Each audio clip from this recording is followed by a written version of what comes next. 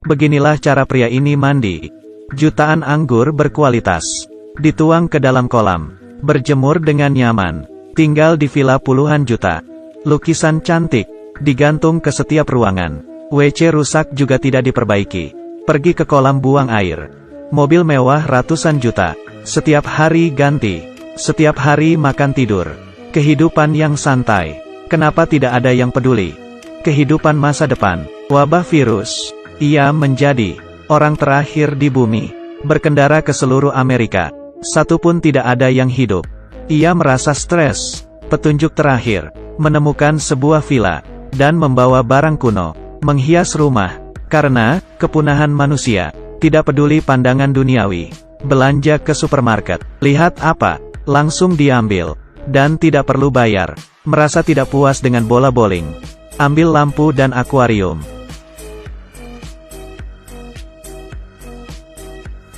Dan paling hebat, mengambil mobil sembarangan. Ke mobil ratusan juta. Pelan-pelan dorong. Turun. Kehidupan yang bahagia. Tidak berapa lama, ia mulai merasa kesepian. Di koran lihat wanita tua. Ia merasa sangat cantik. Ia melihat orang yang lama sudah dikaguminya. Jendela, Dewi, baru mulai masuk. Dan heboh. Senang berkenalan dengan Anda.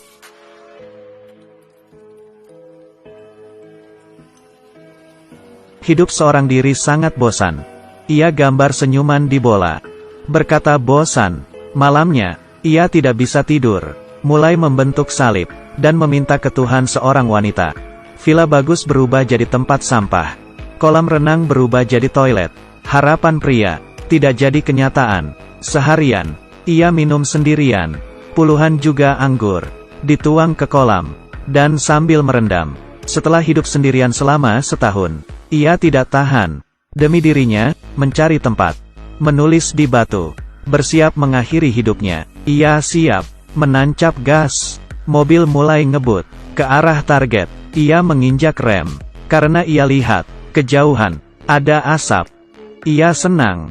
Menyetir ke arah asap itu. Turun dari mobil. Hatinya melonjak. Ini. Pakaian wanita. Kalau di bumi ini. Hanya tinggal satu orang. Kamu bakal ngapain? Ada orang pakai telur. Diminumnya mentah. Menyetir mobil mewah ke supermarket. Orang Amerika ini lebih hebat. Berendam di ratusan juta anggur. Mobil mewah dihancurkan. Tapi sekarang, ia sadar. Di dunia ini masih ada seorang wanita yang hidup. Tiba-tiba ia pingsan. Saat sadar, lihat seorang perempuan cantik. Wanita cantik sebelumnya. Berubah jadi wanita tua. Kamu mau ngapain? Benar-benar sial. Ternyata, yang tadi, semuanya hanya mimpi. Wanita berkata, ia mendapatkan pesan. Meski enggan, dia tetap wanita. Ia mengajak wanitanya mampir ke rumahnya. Dengan cepat, ia menyesal. Karena, ia tidak cocok dengan wanita itu. Manusia akan punah. Wanita tetap mengikuti aturan. Melihat penyeberang jalan. Mobil harus berhenti. Akhirnya, ia tidak tahan. Dan menyetir mobil masuk ke supermarket. Keduanya tidak senang. Esok harinya, wanita pindah ke sebelahnya. Pria kesal. Pergi ke sana. Wanita tidak menghiraukannya. Karena menurut dia, yang paling terpenting, mereproduksi manusia. Jika pihak lain membenci, keduanya tidak bisa hidup. Masing-masing balik rumah. Wanita mencintai kehidupannya. Di perkarangan, menanam buah. Ia merasa terhina. Tengah malam, ia mencabut semuanya. Diam-diam, ia tergerak karena ketulusan wanita. Akhirnya, ia pertama kalinya membantu wanita untuk mengatasi air. Keduanya bertemu, memutuskan untuk memproduksi manusia. Setelah mengenal, ia tidak sabar, mulai membuat ide. Tapi wanita ingin sesuai perasaan.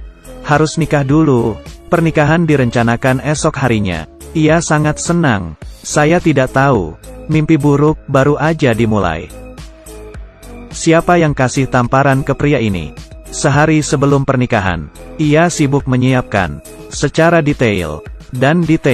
Tapi pria tidak peduli. Melakukan apa yang ia mau. Mencoba berbagai jenis permainan.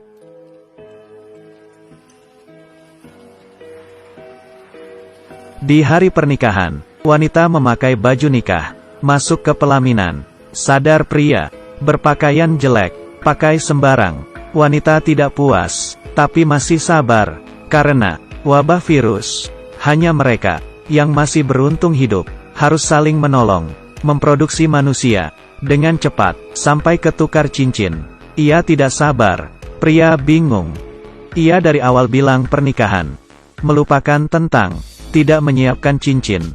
Melihat kelakuannya, ia melempar bunga dan meninggalkan pelaminan. Ia khawatir bawa cangkul ke depan pintu wanita. Melihat dekor kamar pernikahan, ia mengerti wanita susah payah. Ia dengan tulus minta maaf, mengajaknya jalan-jalan dan menyiapkan hadiah. Saya ada hadiah untuk kamu. Tidak mungkin memberikan palu kecil sebagai hadiah. Jangan salah paham, ia tidak buruk. Tujuan utamanya adalah toko emas. Pukul ke kaca, ada cincin.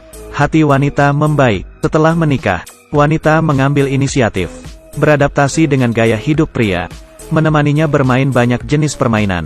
Inisiatif bertemu mantan pacarnya, saling menyapa, bersahabat, membantingkannya keluar.